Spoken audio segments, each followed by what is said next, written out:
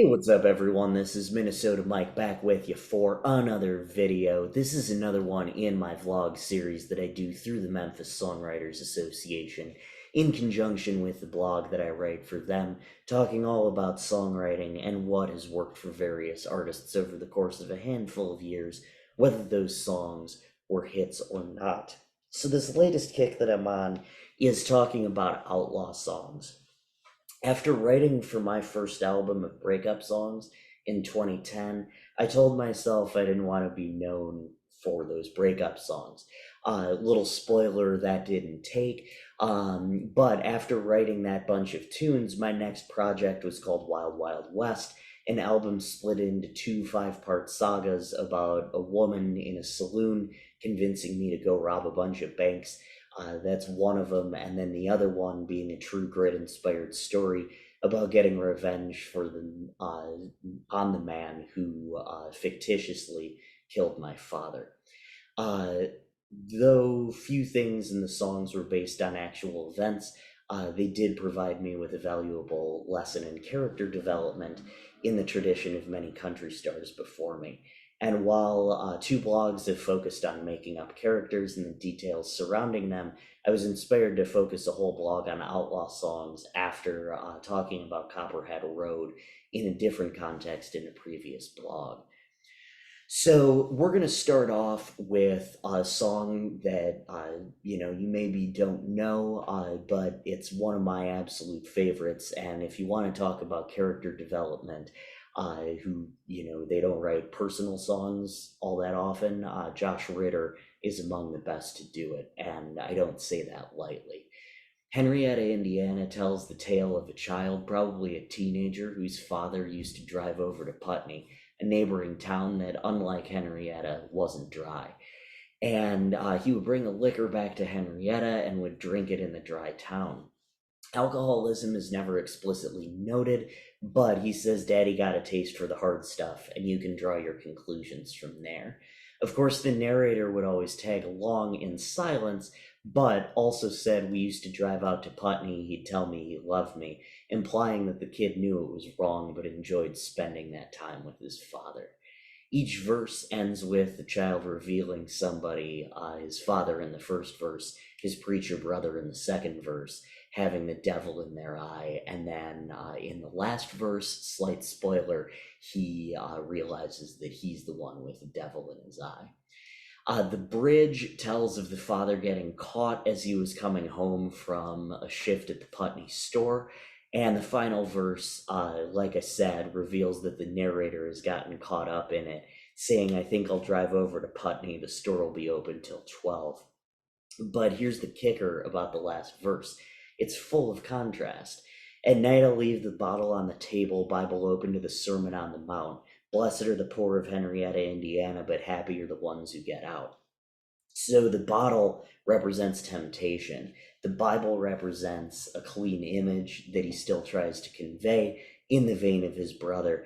And for those who stay, there will be an eternal reward. For those who get out, the reward may not be eternal, but they certainly will suffer less while on earth, which is a direct contrast to the Beatitudes, at least in my opinion, because I often view that as, just hold on to this carrot on a stick, keep on chasing after that, and after you die, things will be fine. But the people in this story don't want that. They want that immediate justice, and no delayed justice, delayed gratification in terms of getting that reward and feeling good about themselves. So melodically, with the capo on the fifth fret, he uses A minor, C slash G, G, F, A minor, C slash G, G, F, D minor, and G, and that's followed by A minor slash G, and F. The riff in between the first and second verses repeats with the A minor, and the song as a whole is written in F major. Instrumentally, the song mainly uses acoustic guitar and a kick drum, with electric guitar licks thrown in for effect. There's also bass, electric piano, clavinet, as well as organ. and you should really check out the Royal City Band. His keyboard player, I can't remember his last name, but Sam is his first name, and he's done a bunch of records, produced a bunch of records for the Hold Steady, Craig Finn, as well as Josh. Um, so really listen for that electric piano in there. It has a really haunting effect. And the Royal City Band is just tremendously talented. That's Josh's backing band. But structurally, this song uses verses and, kind of has that hook, the like a thorn in the paw, disregard for the law, disappointment to the Lord on high. But then also has a bridge in it. So it's verses and then a bridge. It goes verse, verse, bridge, and then the third verse, like that. So that is going to be the structure, and there's a solo somewhere in there as well. Uh, but I do want to chat about this in the context of what type of song it is. Obviously, it's an outlaw song, and in a future blog, we're going to talk about story songs, example songs, and hybrid songs. And hybrid songs are a combination of the first two, story and an example song.